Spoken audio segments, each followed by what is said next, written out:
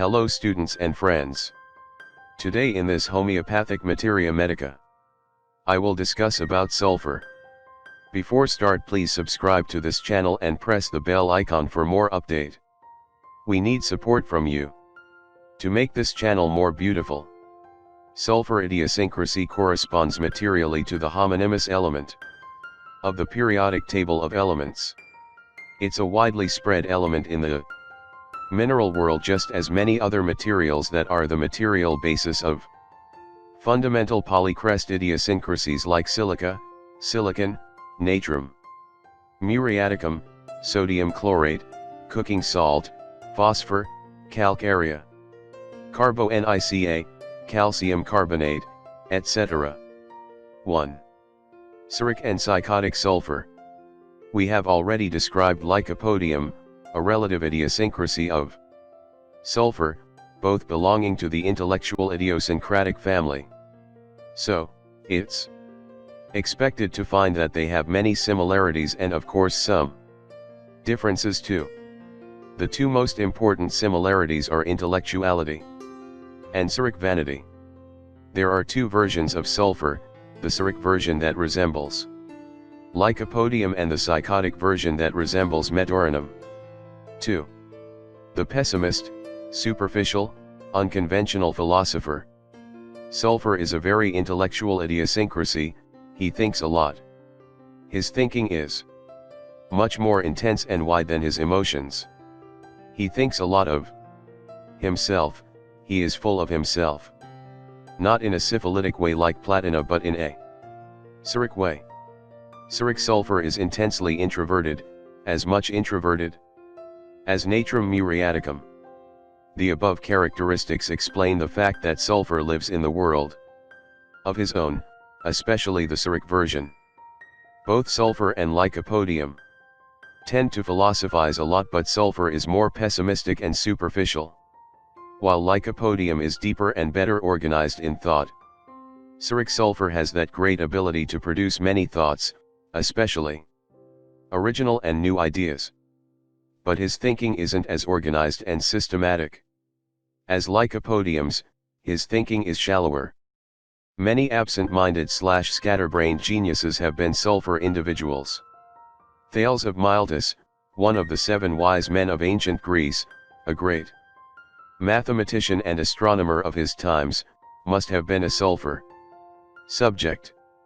One night he was walking with his head turned up to the stars, absorbed in his scientific and philosophical thoughts. An old female assistant accompanied him. Suddenly he fell into a hole, was hurt and started moaning. His nagging old assistant, that must have been a lachesis woman, told him, "You don't know what's right in front of you. How on earth do you want to know what's up in the sky?" Diogenes, the cynical ancient Greek philosopher, was famous for his unconventional philosophy and nonconformist way of living.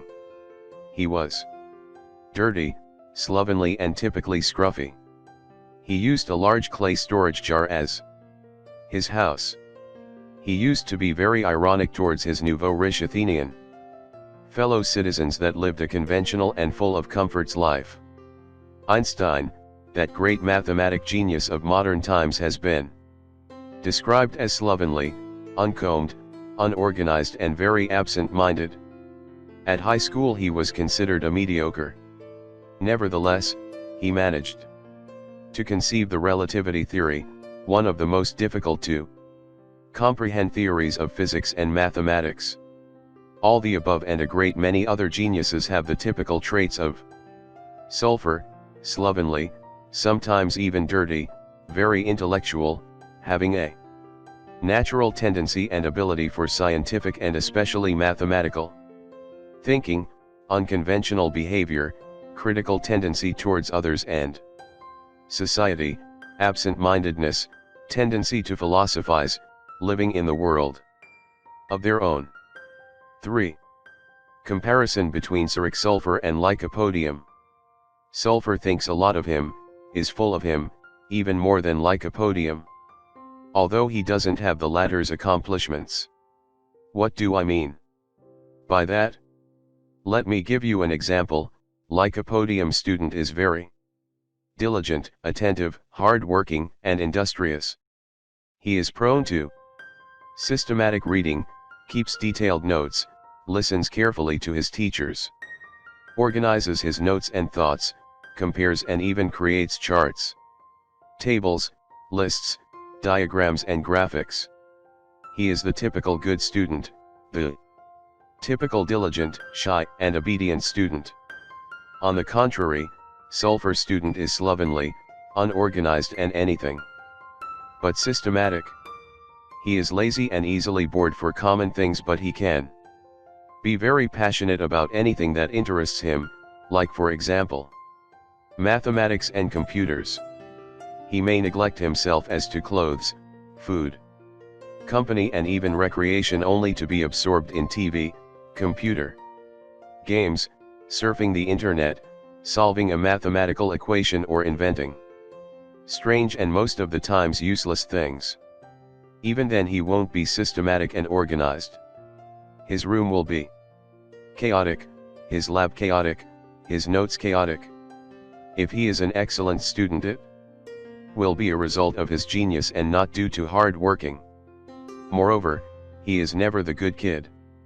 Not that he will be a bad boy, but he is a natural when it comes to unconventional behavior, sarcastic humor, being critical, playing practical jokes to others but not mean ones, philosophizing and against any authority and strict system of ideals. He may even declare himself as the rebellion guy or the theoretical mind of revolution.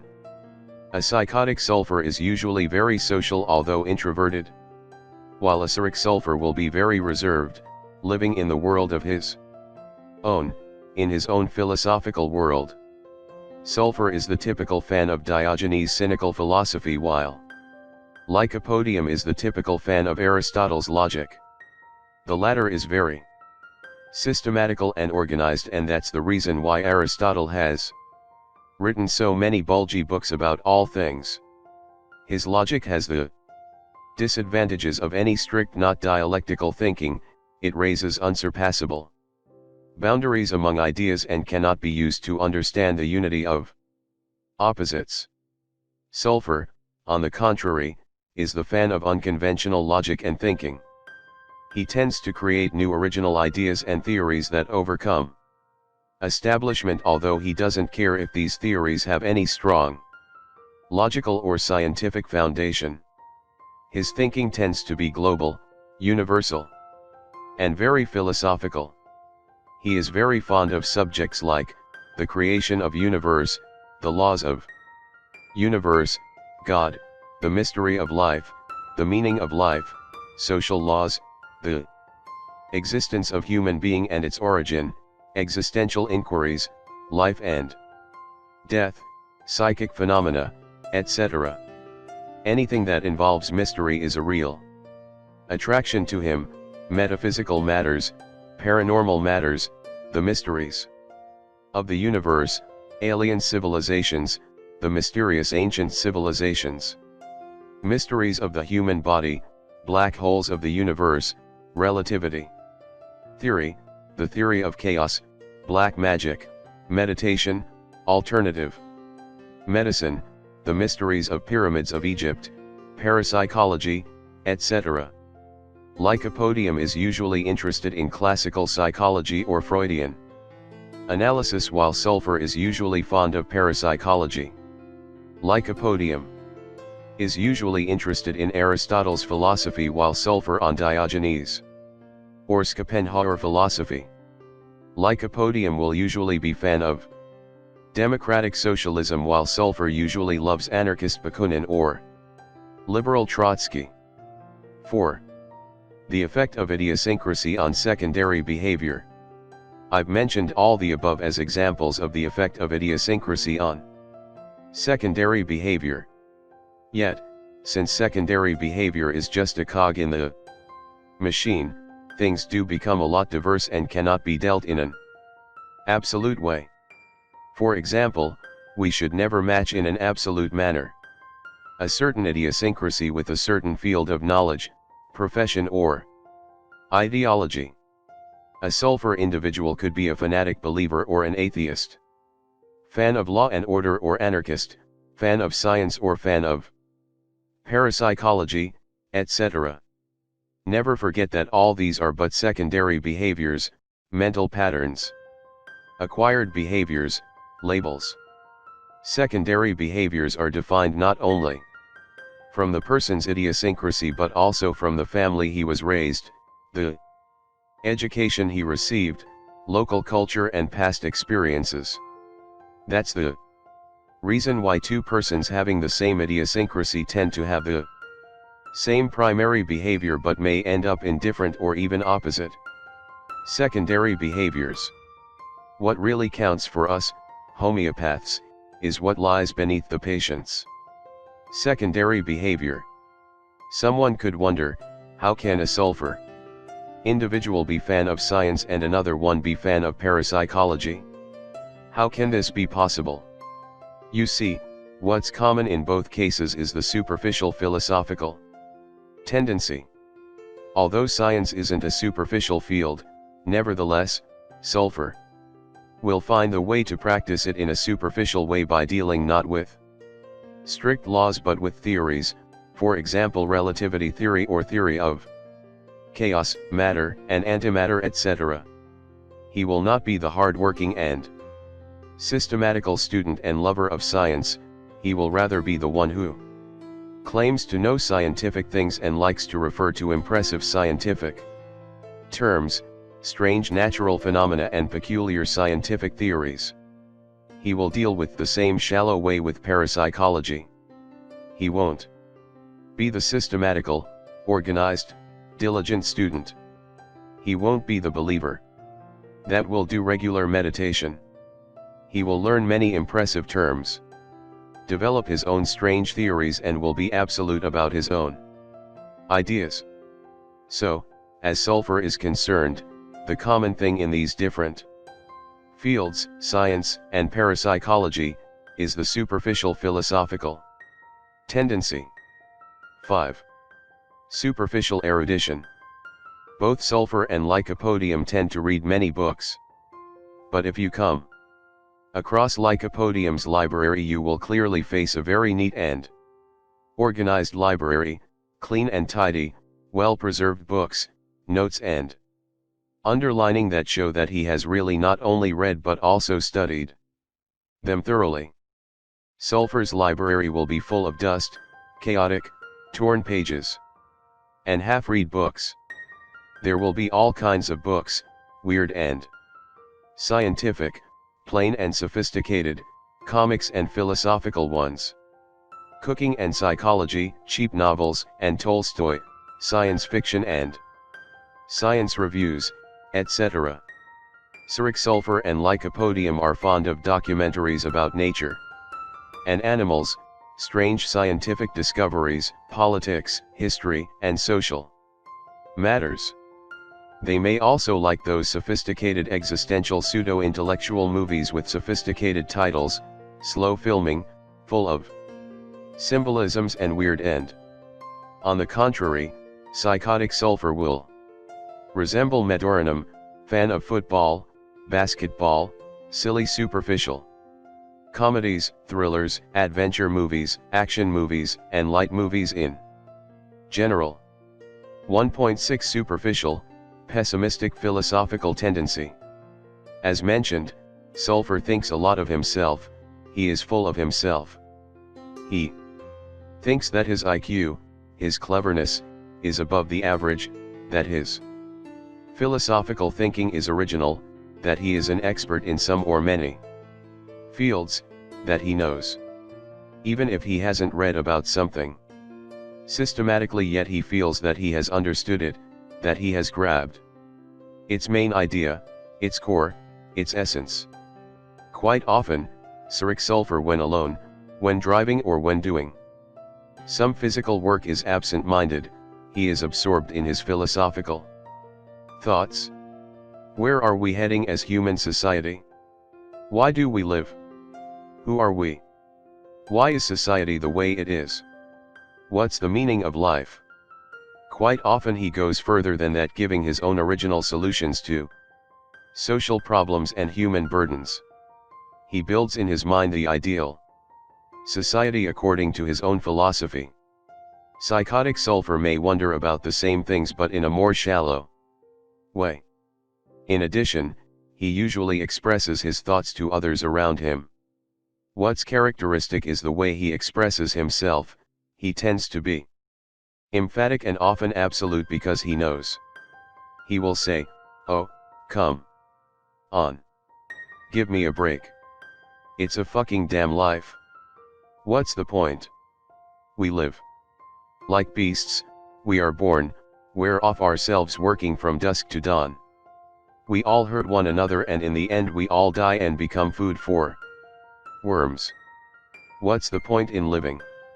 This is, of course, the way a low-class sulphur will express himself. Let me point out the way a sophisticated Cyric sulphur will express his philosophy. All is vanity. All are futile. Vanity is the core of existence. Death and loss of existence are inevitable. From this pointless existence arise human suffering and pain. The above two ways of expression differ a lot regarding language usage, terms and sophistication. In addition, the first is clearly psychotic expression, while the second is definitely Cyric expression. Nevertheless, both of them are characterized by the same superficial and pessimistic philosophical disposition, and that's what makes both correspond to sulphur idiosyncrasy. 7. Cyric introversion and isolation. Let's see some more aspects of Cyric sulphur. He is very introverted, even as much as natrum muriaticum, but in a different way.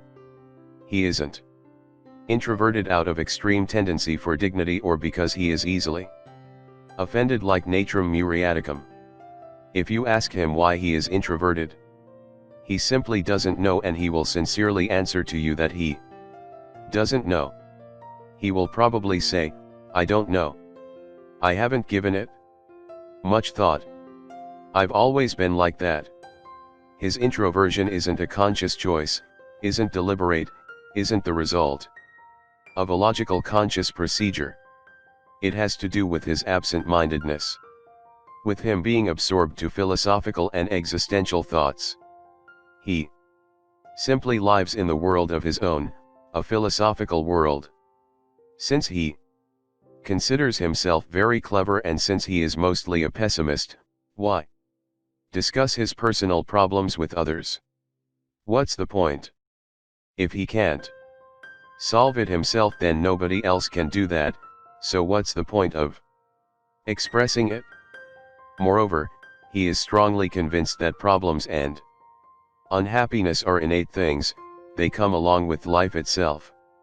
This is the kind of introversion that characterizes sulphur. He doesn't hide his personal matters, his deep felt matters from other people.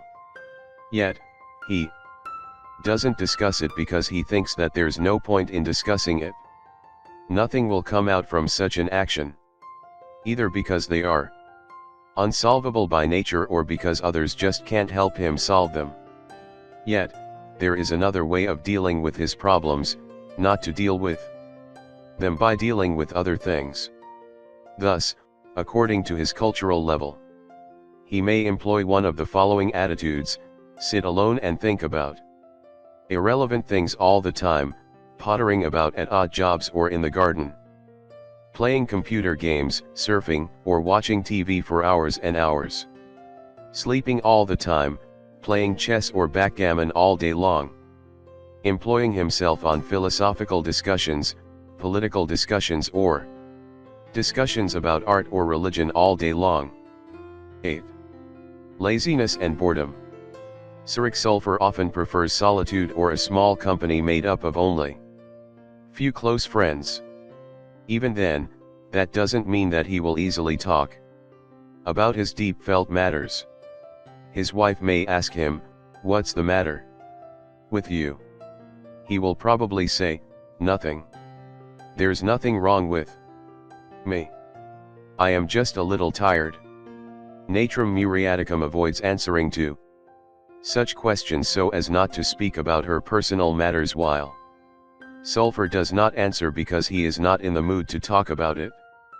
Besides, boredom is indeed a very strong trait of Sulphur. Sulphur students are so easily bored when they have to read most of their lessons. Sulphur is so bored when he has to take a bath, change clothes, or put things in order. He may even be so bored so as to avoid going out with close friends. He may just sit and watch TV for hours and hours. But whenever he occupies himself with things that he is fond of, then nobody can drag him away from it. He is so absorbed and passionate. When solving mathematical equations, playing computer games, surfing the internet, or dealing with peculiar inventions. He doesn't sleep, he doesn't drink, he doesn't eat, and he even avoids going to the toilet. The Sulphur low-class manual worker comes home from work tired. He doesn't even change his dirty clothes.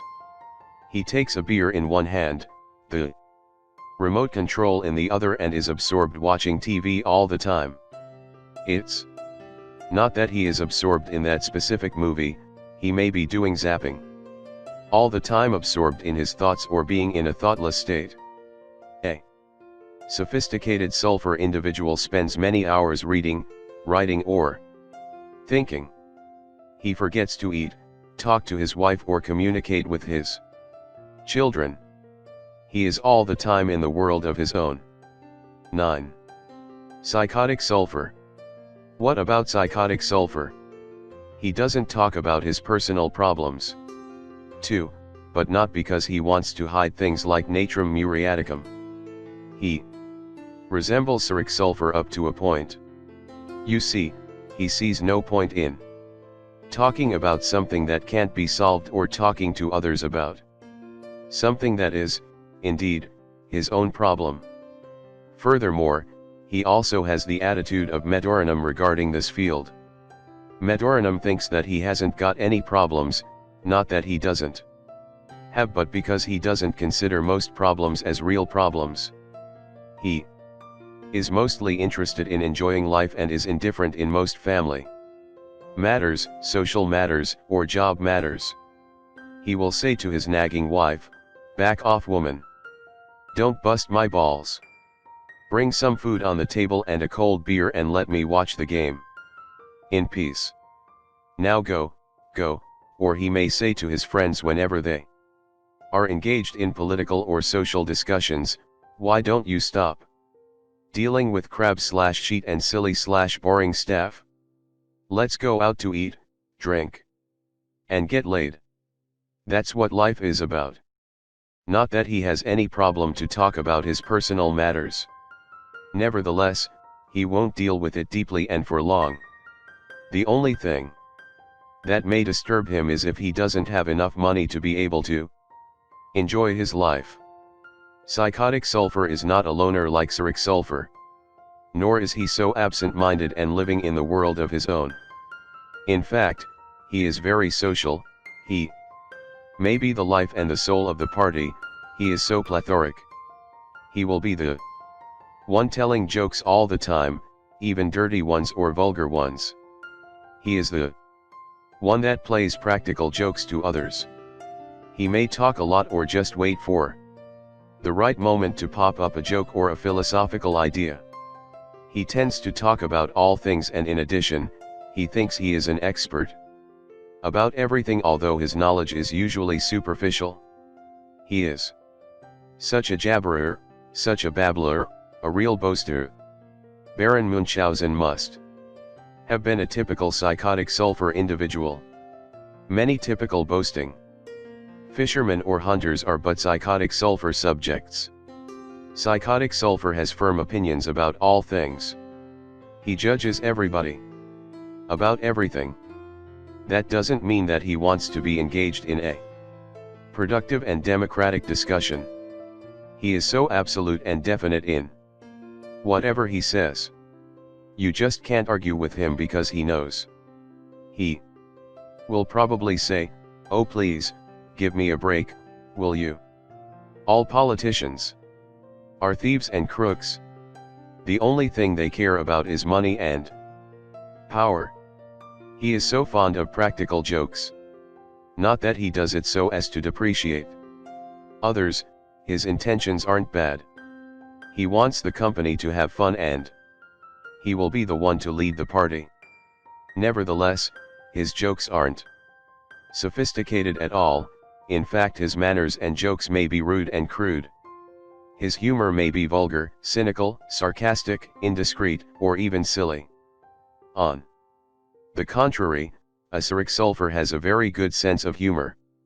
Psychotic sulphur wants to be the life and the soul of the party, either in the tavern, at the coffee shop or cafeteria.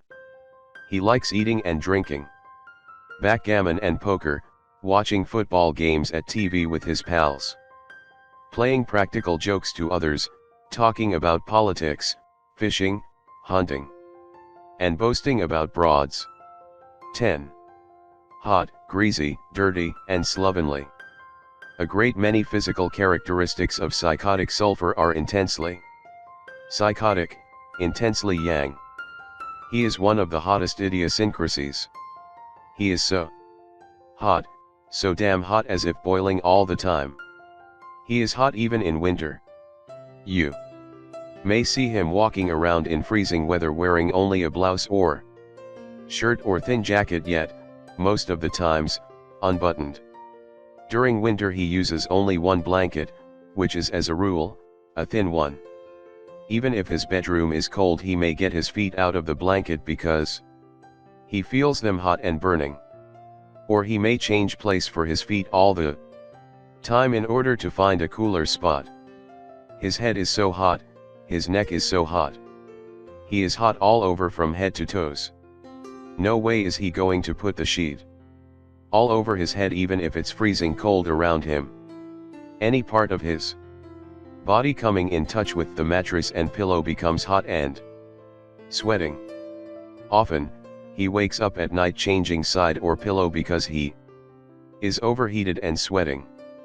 Pulsatilla and argentum nitricum are also hot, but not as hot as sulphur. They feel very uncomfortable in a hot room, especially when windows are closed. They feel choking. They feel better in open air, especially if it's fresh and cool. Lachesis is very hot during menopause due to flashes of heat. She may have been a cold organism, but during menopause she becomes hot in general and suffering from intense and frequent flashes of heat. Winter is the best time for psychotic sulphur, while summer is hell. Not only because he is hot, but also because he is sweating grade 3, he is soaked from sweat. He may even be dribbling from sweat, especially from the face. His head is full of sweat, his neck, his armpits, his genitals, his belly and back, his chest, his hands and feet are full of sweat. At times, in the summer when he is very hot and sweating, especially after physical exertion, you may see vapors of sweat coming out of his blouse towards his neck. He may even sweat during winter after slight exertion. His sweat, his urine, his stool, and all of his secretions are offensive and acrid, so they may irritate any part of the body they come in contact for long. His skin chafes easily, especially at the armpits, inguinal area and around the anus. This acrid sweat may even easily destroy his socks, shoes or blouses at the area of the armpits. You can consider the following fact as a reminder: the element sulfur is acrid and irritating to the skin and mucus.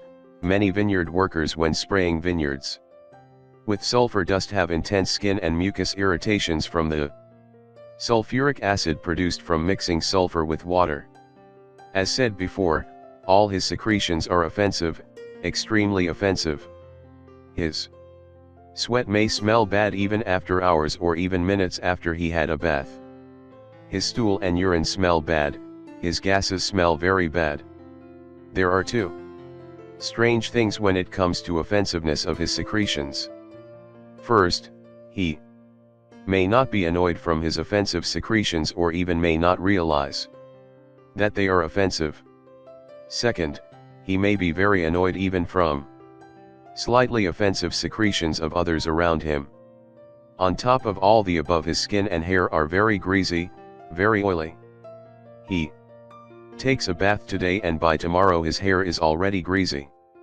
That's one possible reason why many sulfur subjects develop hair falling and become bald even from early age. If you have a sulfur young man with greasy hair, he has two choices most of the times. Being very lazy, he doesn't bathe frequently, so his hair is oily for too long.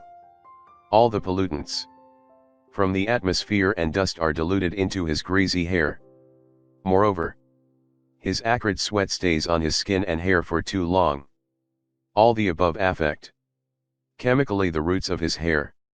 In addition, breathing of the skin of his hair is obstructed. Too many reasons in favor of hair falling. A second choice is frequent bathing with shampoo for greasy hair. Although sulfur is usually lazy, a young sulfur man interested in his appearance so as to make good impression to the opposite sex isn't a rare case. You see, motive makes the world go round. So, a sulfur young man, being aware of his tendency for greasy hair, bathes very frequently, using strong shampoos that cause dryness to the skin of his head. The skin reacts to dryness and increases secretion of sebum. This prolonged hypersecretion weakens sebaceous glands that nourish the roots of hair. And again, the result of this vicious circle is hair falling and baldness. Now, let's put all the discussed characteristics together to complete his external appearance. He is very hot, his face, lips and ears often are red and burning, he often wears light clothing, he is covered all over with sweat, his hair are greasy, his skin is oily and very often he is dirty and slovenly. He hates washing himself most of the times. His is so bored when it comes to his appearance and styling, so he puts on whatever is casual and ready to be worn, or even worse, his taste is kitsch. Put all these together and you have the typical look of a sulfur individual. Ain't it pretty? You must, of course, take in consideration that this is the typical picture of a typical low-class dirty sulfur individual. I mean, this is the case where primary behavior and secondary behavior are in match. Nowadays, culture, education, the media, and fashion tend to affect everybody, even lazy sulfur subjects. So it's not rare to find sulfur individuals that tend to take a good care of their external appearance. Profession also may play a significant role to the latter, especially if he happens to be a police or army officer. But, even then, beneath that perfect and neat look, you will be able to discover that characteristic sulfur stroke of slovenliness. His tie may not be straight or may be kirsch as color is concerned, his shirt's end may bulge over his pants, and on top of that he wears two different kinds of socks. Tidiness and sulfur are two opposite things. He is so unorganized, unkempt and slovenly. His room looks as if bombed and his mother is in constant despair. Pell-mell, higgledy-piggledy, a real mess. There is no pattern of any classification as his things are concerned. Nevertheless, in the midst of this chaotic state, most of the times, it's easy for him to find where his things are. So, whenever his mother puts his things in an order, he just can't find anything. A sulfur young man is most likely to be very slovenly, while adults at work are forced to become a little bit tidier.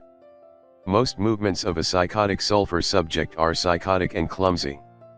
While eating, he will easily get dirty or scatter crumbs all around his seat. While walking, he stumbles at all furniture or hurts himself on every corner of any furniture. Most of the persons that keep having little accidents all the time are sulfur subjects. Accordingly, The behavior of a psychotic sulphur subject will be as clumsy and rough as his movements. Again, we must take in consideration the influence of culture and society that smoothens the edges of such a rough behavior. He is also psychotic when it comes to his choice of tastes and appetite. Quite often, he is hungry and eating all the time. He wants quantity but not quality. He likes strong tastes and variety of tastes. He likes greasy food, fat, butter and oil. When it comes to meat, he prefers those parts that are rich to fat.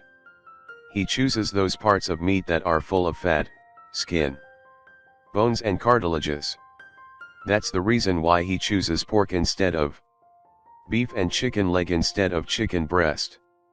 He likes fat grade 3, that is, he even enjoys boiled fatty food and not only roasted, he even likes boiled skin instead of grilled. He thinks that any part of meat that hasn't enough juicy fat on it isn't tasty. Being psychotic, he also likes other strong tastes like pepper, salt, spicy food, sauces, seasonings, sweet, etc., like Materia does. Skin and peptic system are the two main fields that cause a lot of suffering to him. He often has skin problems like eczema, psoriasis, itching, acne, boils, and several kinds of rushes. He is usually bloated and full of gases and has enough retching and gargling. Anything he eats is turned into gases. You may find sulphur being dyspeptic, or he may tell you, I can digest anything. He is so greedy. Food is one of his top enjoyments. He lives so as to eat. He definitely doesn't eat so as to live. 11. The idiosyncratic diagram of sulphur. Raw material. The element sulphur of the periodic table of elements. Miasmas. Cyric sulphur is very cyric as to ideas and expression. His physical characteristics and symptoms are also cyric. Psychotic sulphur tends to be introvert and cyric as to ideas, but his expression and his physical characteristics and symptoms are intensely psychotic. Basic passions. Cyric vanity, he thinks a lot of himself and considers himself as versed in many fields, although he usually has superficial knowledge of things. He strongly believes that he has understood the essence of all things and how all things in universe function. His philosophical ideas are usually superficial, pessimistic, and unconventional. Essence.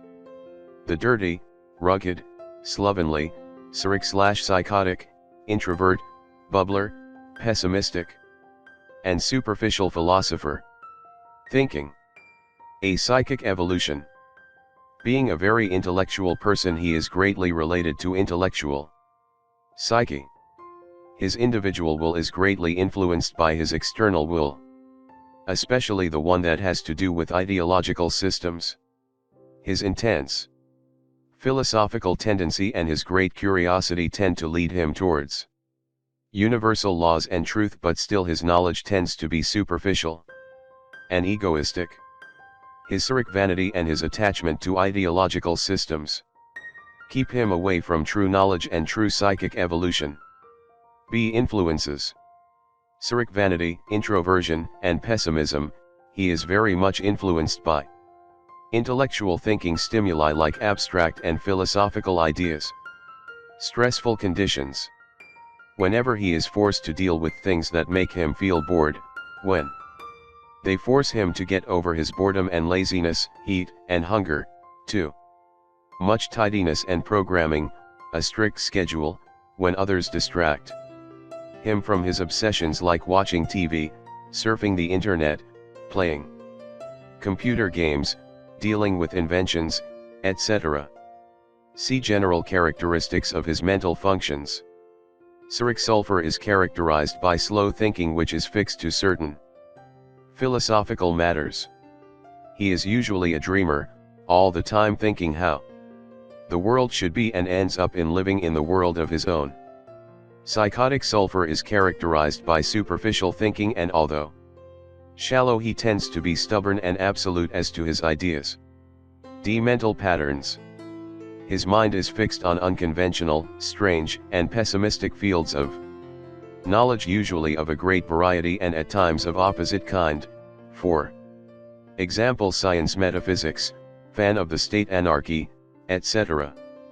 His usual themes are relativity theory, black holes of the universe, the meaning of life, the existence of God, why should there be boundaries among nations, how does the injection system of a car functions, etc. With whatever he deals, he seems to be fanatic and stubborn, but not because he is a fanatic believer, but because of his Cyric vanity.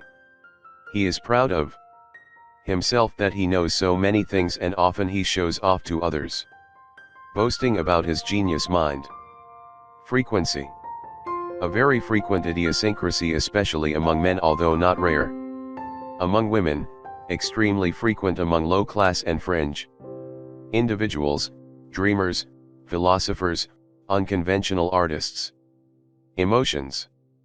The general mood of Cyric sulphur is often melancholic and pessimistic. He often feels tired and bored. Psychotic sulphur is characterized by superficial joy, in the sense that he is always joking, teasing others, and tends to be the heart and soul of the party all the time, wanting to have fun.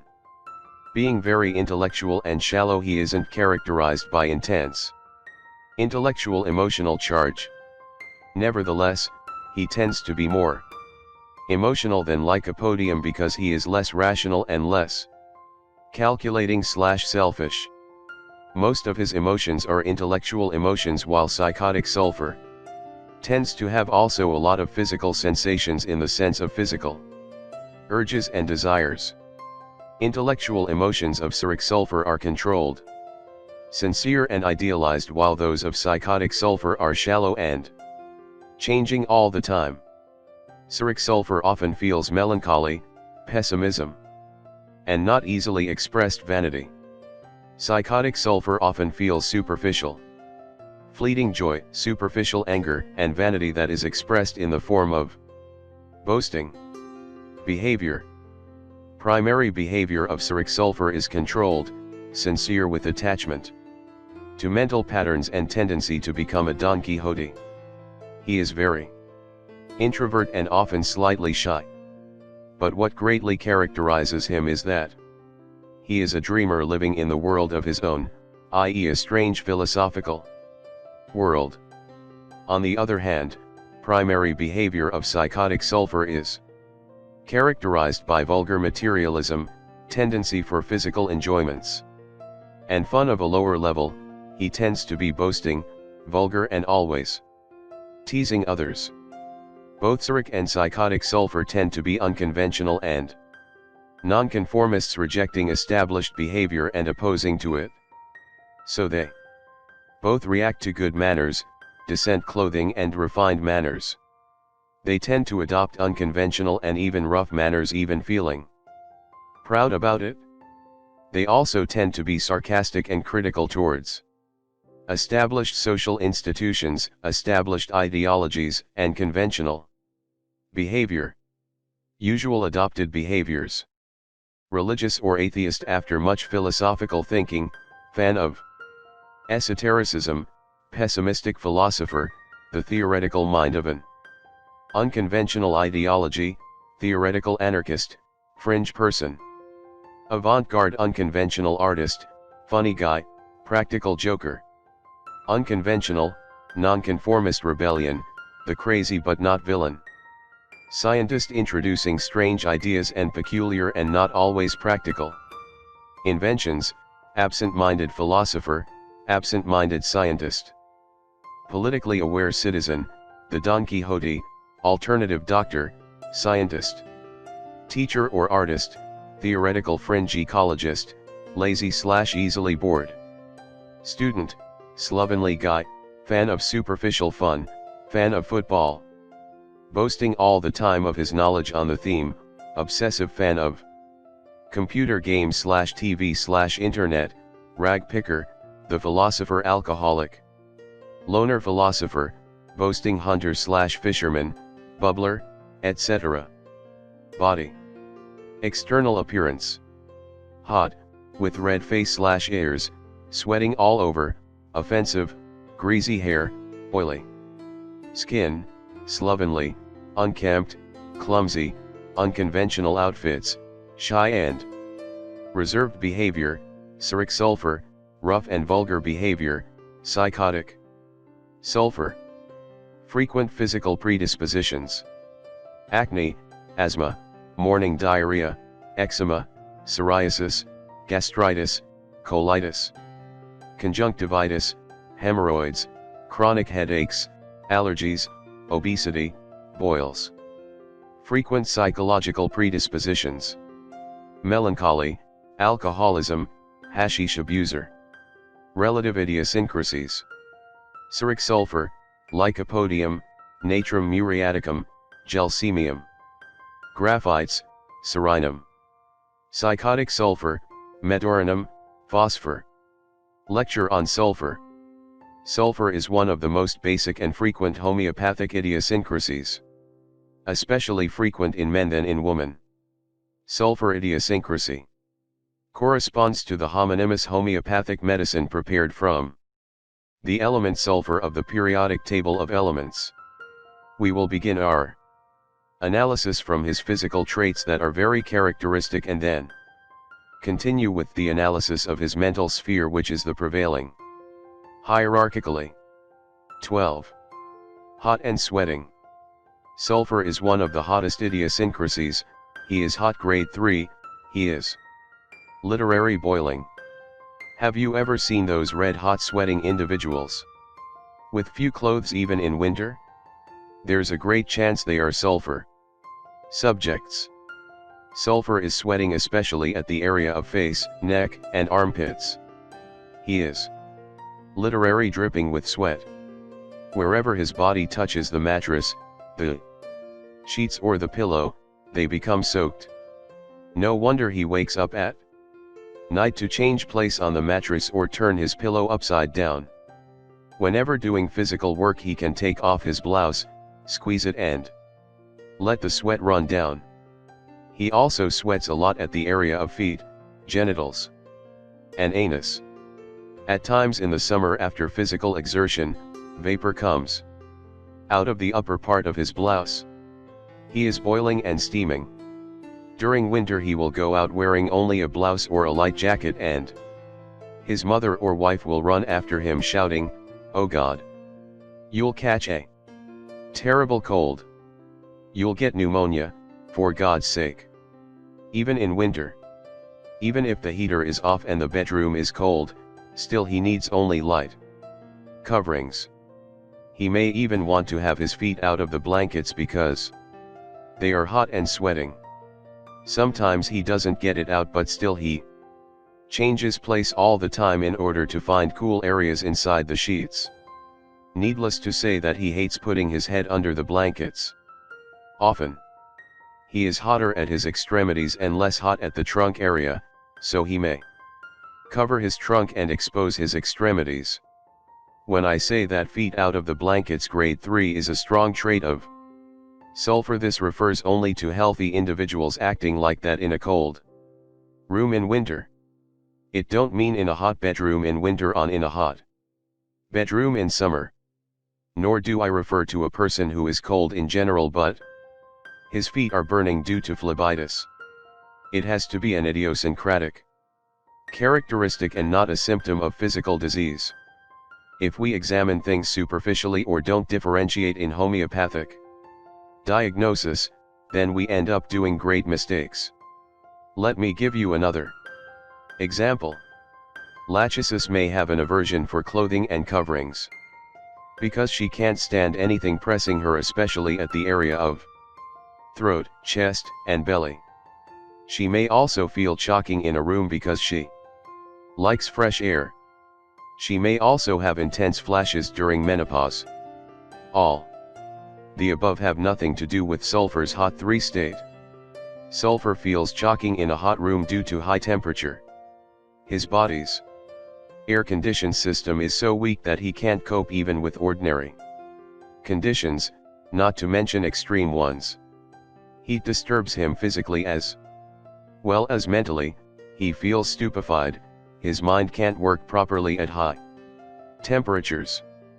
Pulsatilla, argentum nitricum, and at times lachesis also. Feel choking in a hot room. Pulsatilla adores open air, it improves all her physical symptoms and even her psychology.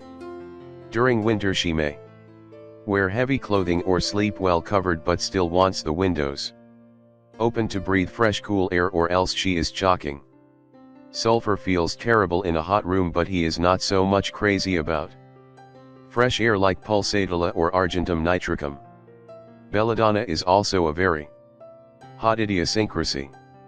In fact, she has all the elements of inflammation at their highest degree: heat, redness, swelling, congestion and pain.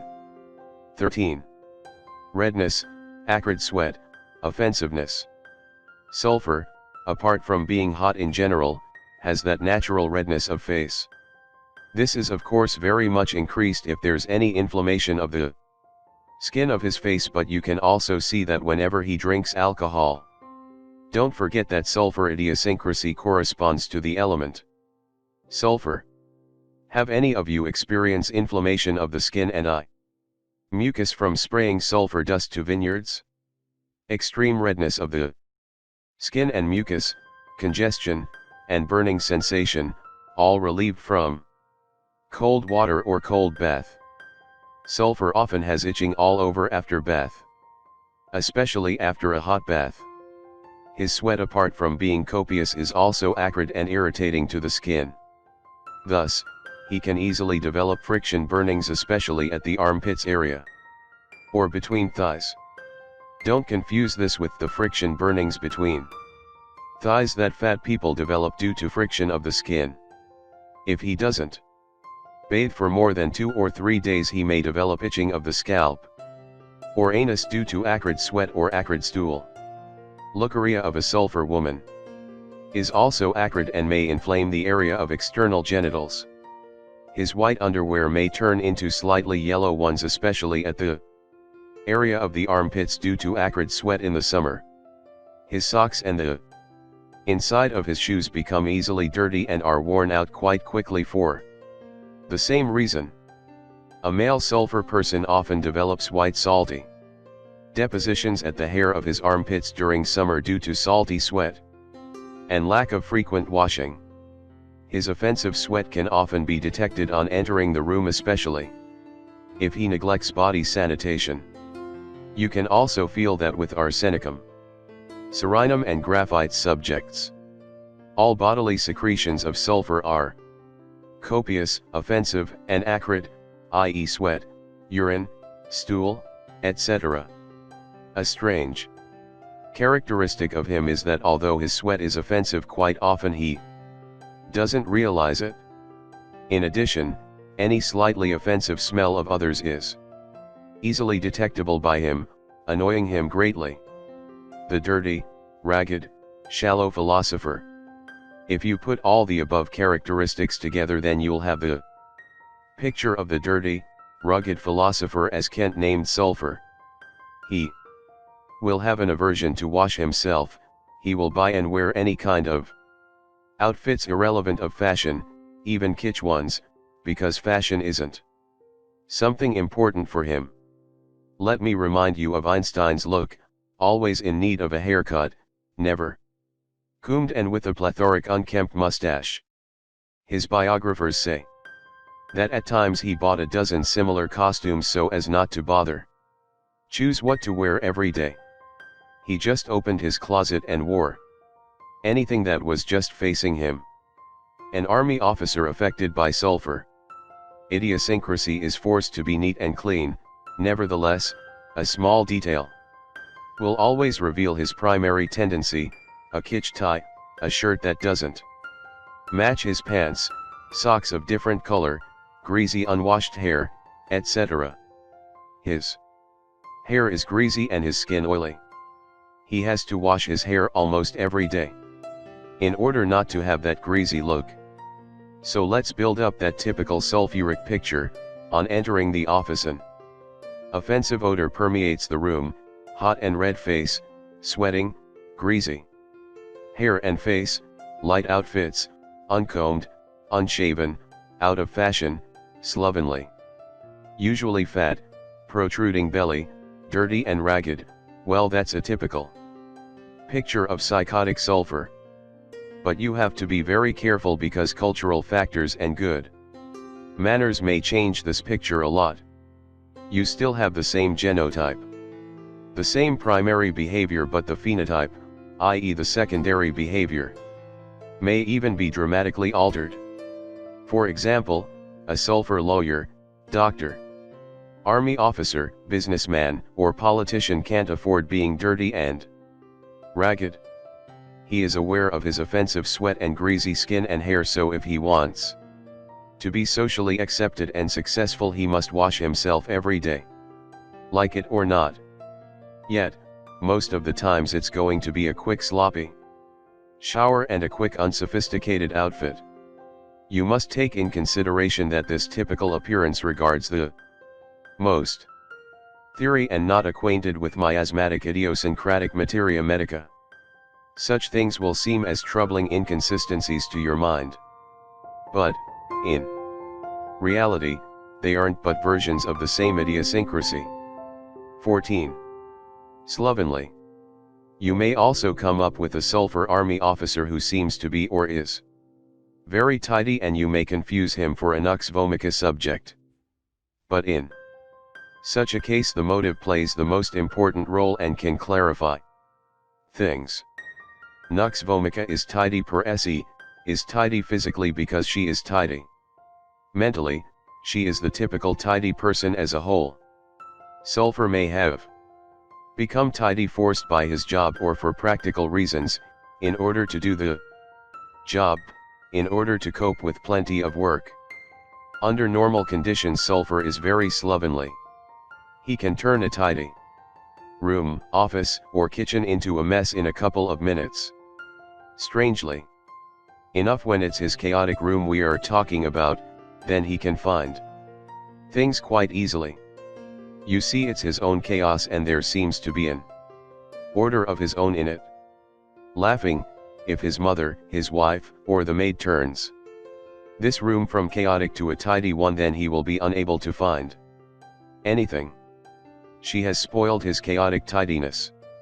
Nevertheless, at times, he has that rare fits of tidiness during which he will try to put all things in order, but it's usually a short fit, a temporary one, and in a couple of minutes or hours, things are back to normal. I have a friend who is a typical slovenly sulfur person. If you are around when he is cooking, you'll never forget sulfur. He doesn't have any rubbish bin. Instead, he hangs a plastic bag by the knob of the kitchen cupboard and puts there all garbage. Dirty fluids run down from the bottom of the bag or splash the external surface of the cupboard almost 1 meter around the bag. He uses countless plates and kitchen tools all at the same time. He puts the spoon with which he tasted the food on the dirty kitchen bench, making it dirtier. A towel is at the same time used to clean the oils from the kitchen bench and at the same time for the drying of his washed clean hands. Finally, anything that falls on the floor stays there for hours or days. There's water, oil, and dirt all over the place. He once told me that when student he lived with a friend of his in a flat in Italy. The kitchen sink had a leak and dirty fluids were running down to the floor of the cupboard and then to the floor of the kitchen. Every day, this creek of filth was approaching the carpet of the living room, and instead of cleaning up and fixing the sink, they rolled the carpet more and more in order not to get dirty. Another sulfuric friend of mine, when we were living at a student's residence hall, used to take off his underwear every night before sleep, turned them inside out, and next morning reversed it and wore it again as if clean. This procedure went on for days and days. Many of the dirty, rugged, Homeless people aren't dirty and rugged due to conditions only, but also due to their sulfuric idiosyncrasy. It's a matter of attitude and philosophy. Many dirty, rugged monks are so because of their sulfuric idiosyncrasy and not because they depreciate the body, and because they act against the needs of the flesh. The majority of bohemian poets, naive painters and unconventional artists are sulfur subjects. Sulfur kids and even grown-ups easily get dirty when eating anything. Oil spills on their clothes, crumbs of food all around the table and on the floor all around them. They don't do it on purpose, they just can't help it. Even if they try to avoid it, still end up getting dirty. Some of them, the low-class ones, may even find it very handy to mop their dirty hands, lips, or running nose on their sleeves. 15. Boredom or overactivity. When it comes to pace of activity, you will often come up with two opposite versions. The most common version is boredom and laziness. He won't even raise his hand to grab something. He is so absorbed in TV/computer games/internet that he won't take off his jacket even if he is hot. He won't drink water even if he is thirsty, won't eat even if he is hungry, won't go to the toilet even if he is ready for it.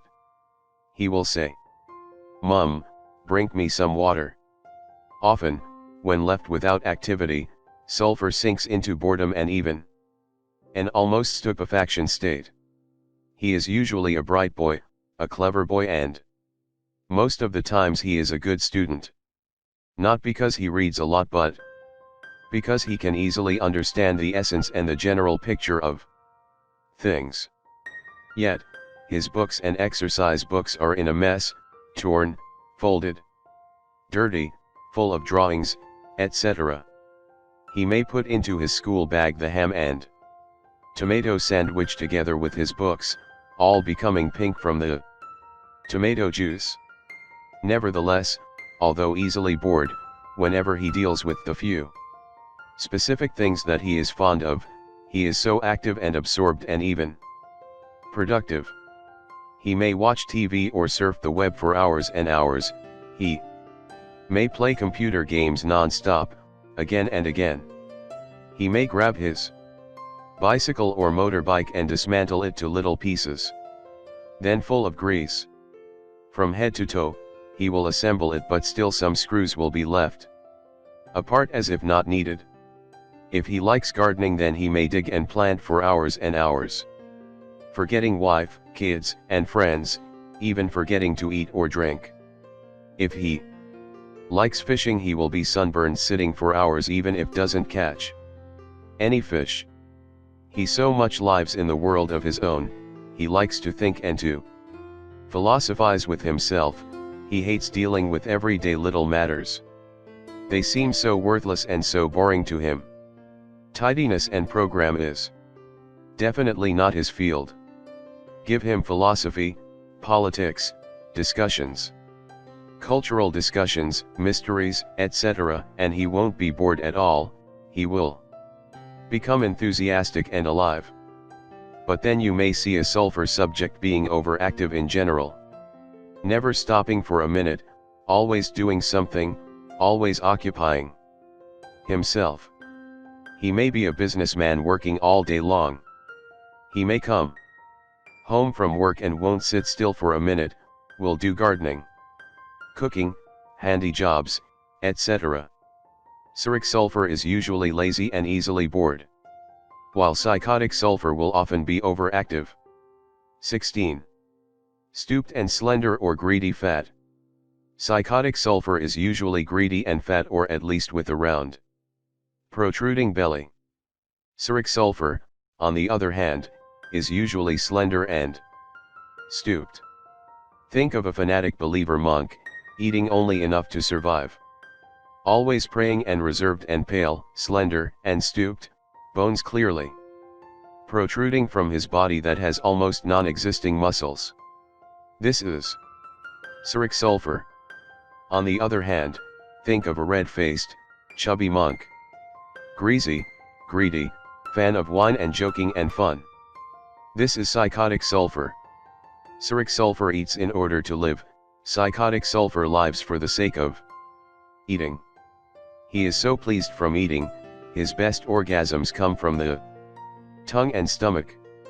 He wants strong tastes, fatty rich food and spicy food, plenty of food.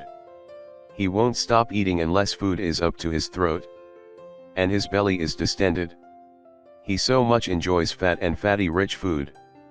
He not only enjoys roasted or fried meat or barbecue, he even likes boiled fatty food, for example the boiled skin of chicken. Nothing tastes good if it doesn't have enough juicy fat in it is his motto. He will definitely choose leg or wings instead of chicken breast. He will prefer anything that has fat, skin, tendons, cartilages and bones, and will lick all bones, leaving nothing for the dog except pure hard bone. So he craves fat grade 3. But, please, be careful. If you have a sulfur patient that is on strict diet due to a severe heart disease, you may ask him about desire for fatty food, and may say no. That doesn't mean that he doesn't like it, it means that he doesn't eat it because he was forbidden to. Whenever we ask about any taste or food, we should always make it clear for our patient that we ask about his desire and not about anything else. Sulfur usually sleeps on his back and often with his hands stretched near his ears or behind his head and legs spread apart. It's not an accidental position, most of the times it has to do with his aversion towards heat. You see, this is the most cooling position, helping his sweat vaporize and cool him and having no part of his body touching another. If a hot part touches another hot part, then heat and sweat are multiplied. Sometimes psychotic sulfur subjects like to sleep on the abdomen just like psychotic Medica. He often enjoys cold water from the fridge even in winter, and this is due to his sensitivity towards heat. The minute he drinks a glass of water, especially if it's ice cold, he gets it out of his system in sweat. The same happens instantly if he drinks something hot or eats hot food. In the summertime he is desperate, he drinks cold water to cool his organism, and then immediately he is soaking from sweat. If he is somewhere hot and with no wind and drink cold water, then he may be refreshed for minutes or seconds, and then again he is hot, again drinking cold water, until his stomach is full of water, complaining of distension. Phosphor, on the other hand, enjoys drinking ice cold water from the fridge even in winter because that's the only way he can quench his thirst. He just can't drink water with normal temperature. It's as if someone is drinking beer that wasn't in the fridge. A boy Phosphor steals ice cubes from the fridge to let it melt in his mouth like water ice, and his mother is after him, threatening him and shouting at him, "Stop it! You'll get sick." If Phosphor lives at a cold place, then during winter he may not drink water from the fridge. But even then he will leave the tab open until ice cold water comes in from the pipes out of the house. Only then he will enjoy it and quench his thirst. 17. Cyric Buddha or psychotic Gale. There are also two versions of sulfur regarding his irritability. He may be a Cyric Buddha or a psychotic Gale. Cyric sulfur will say that he is calm, and indeed he is. If his wife is a plethoric, irritable lachesis, then she will often tell you, "Holy Jesus, doctor, I try to make him angry and I get nothing. This man is a stupefied cow. He never gets angry. I say to him, be a man for a change. Let the beast get out of you and get angry at least once." Well, nothing happens. The other day our naughty boy sculptured his name on our precious dining room table. I told my husband, "Go and yell to him and punish him." He said yes, yes, and by the time he Managed to get off the chair. Our boy was off to Australia. Don't think that Sulphur is really a Buddha. He seems calm and most times he really is, but only because of boredom.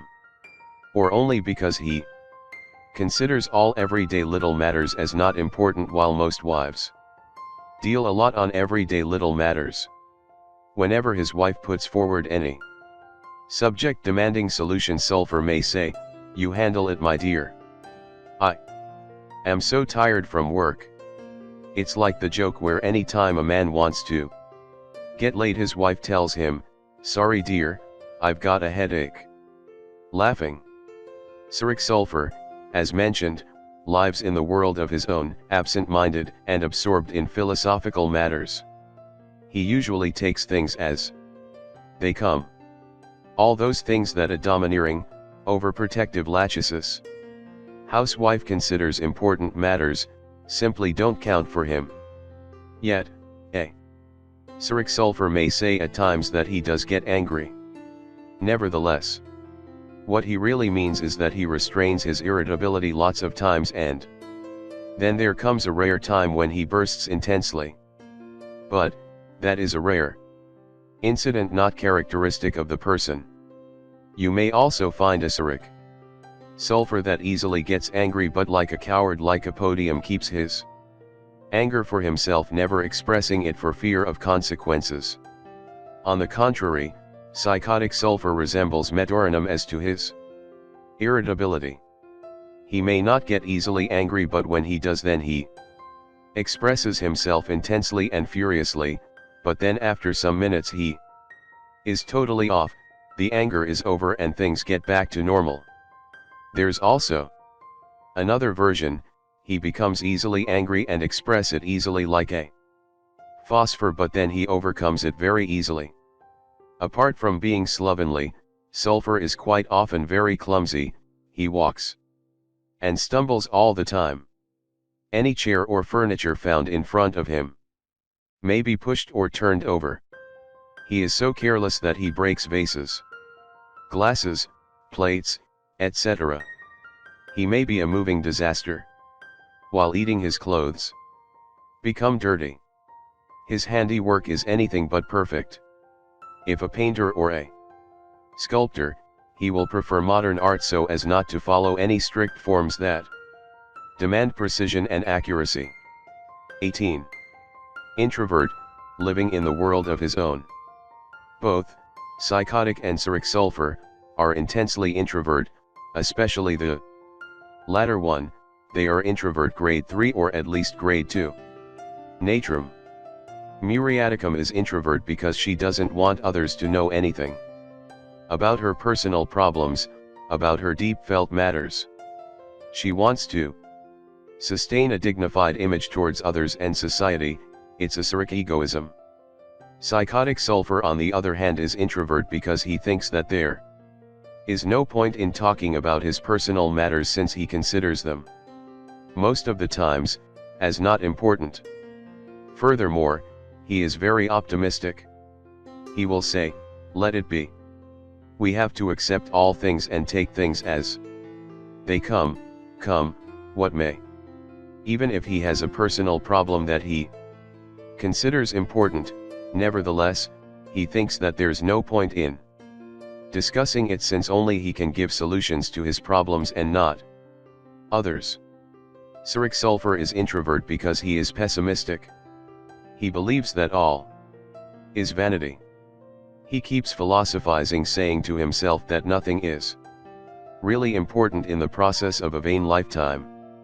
Serenum is a really pessimistic idiosyncrasy, deeply and deeply pessimistic.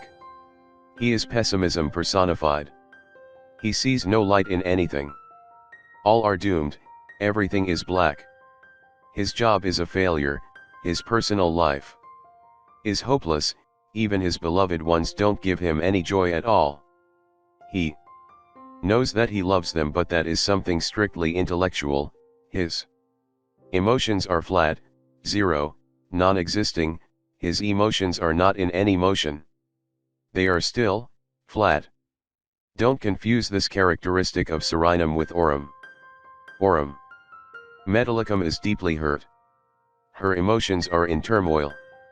She isn't flat. She accuses herself of everything and feels guilty. She feels that she did all things wrong, and being in despair she wants to commit suicide, and often she really does. Yet she isn't flat as to her emotions, while Serenum's emotions are flat. So, Sulphur seems introvert and is introvert indeed.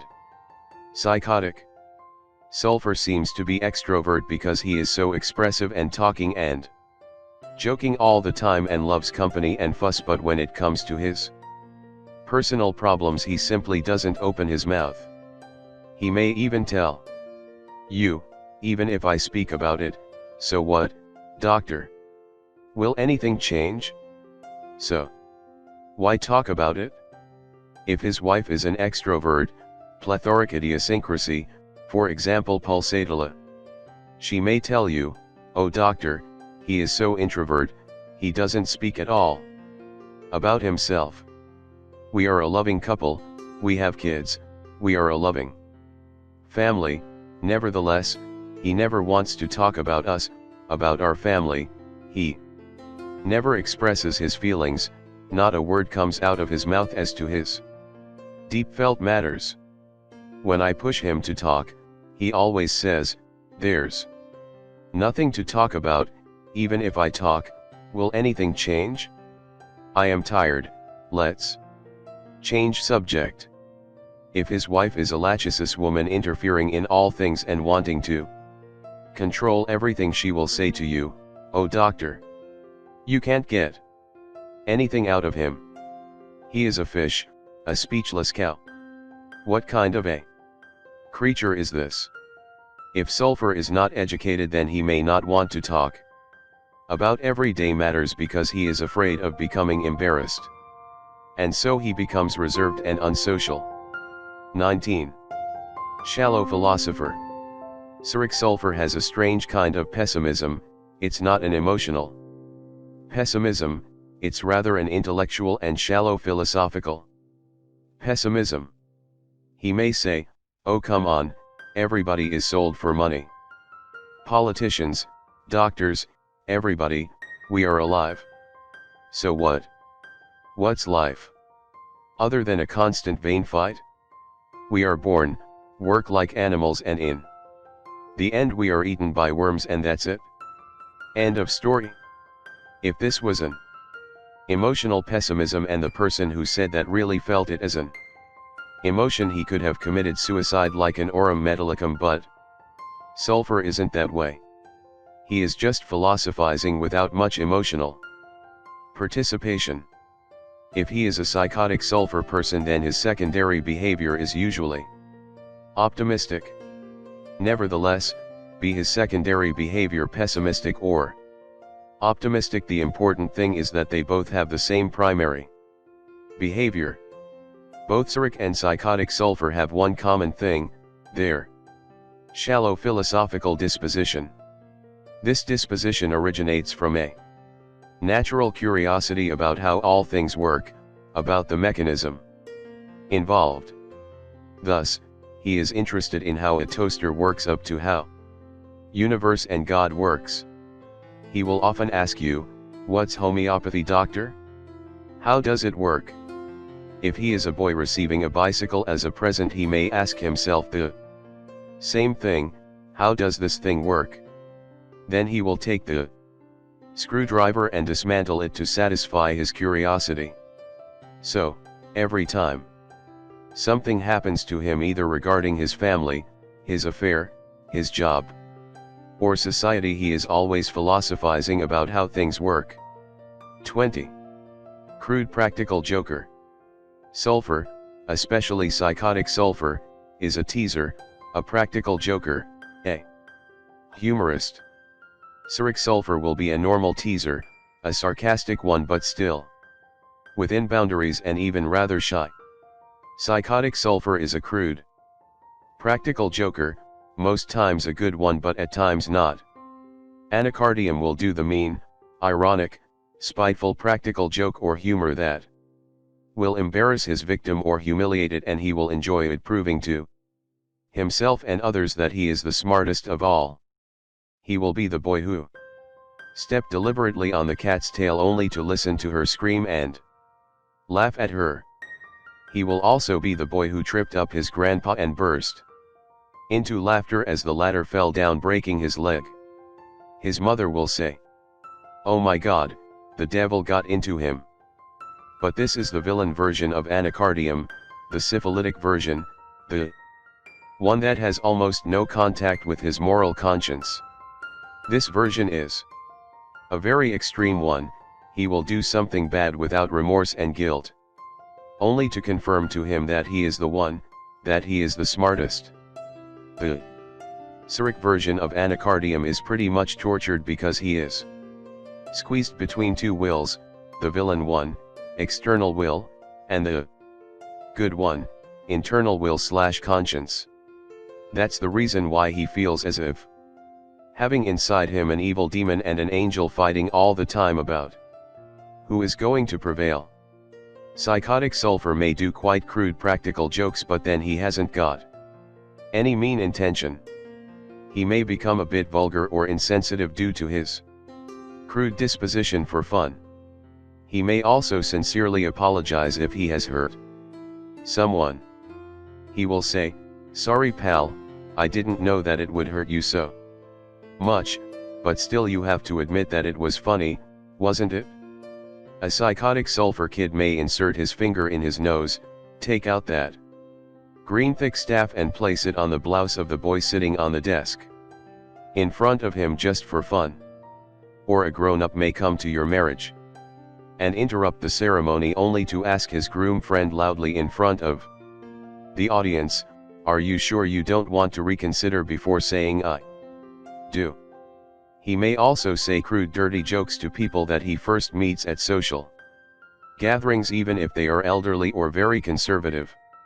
I have a psychotic sulphur patient that every time he comes in my office he will start with a crude, long, dirty joke, although he was late at his appointment and people are impatiently waiting at the hall. Yet, he is lovable. Phosphor is also very humorous and the heart and soul of any party or gathering. His humor is more refined and polite than sulphur's, and his intention is very positive and sincere. He wants to make others feel better and really have fun. Lycopodium is not a successful humorist most of the times. His jokes are very sophisticated and intellectual, and the way he says them is so cyric and shy that no laugh is produced. He will even try to explain his jokes immediately after saying them. It reminds me of the sophisticated, intellectual jokes of Woody Allen. Madorinum's jokes and practical jokes resemble the ones of psychotic sulphur, but not as successful as the latter's. 21. Neglectful as to his health and indifferent as to little everyday matters. Sulphur, especially the psychotic version, usually isn't afraid about his health, just like Madorinum. The latter feels so strong physically and so tough psychologically, so why afraid of something bad? Sulphur, on the other hand, isn't afraid about his health because he has done a lot of philosophizing about life and death. Psychotic sulphur and Madorinum are also neglectful as to their health. They must be forced by others or by their problems in order to consult a doctor. They are both very unwilling. When it comes to tests, strict diets, complex medications, etc. On the contrary, a cyric sulphur subject, when adopting a certain philosophy and ideology, may deal with his health, employ healthy nutrition, meditation techniques, alternative treatments, herbs, acupuncture and such stuff. I have a patient around 45 years old. He imports Indian clothing, accessories and such things. He lives a bohemian life. When it's winter in Greece, he goes to Thailand because it's summer over there. He lives in a shack, enjoys the sea and sun, practices yoga and meditation, is dirty and slovenly, eats healthy and philosophizes. Then when summer starts in Greece, he comes back going from island to island selling Indian clothes and accessories, again living in an unconventional way. Sulphur, especially psychotic sulphur, isn't only neglectful as to his health.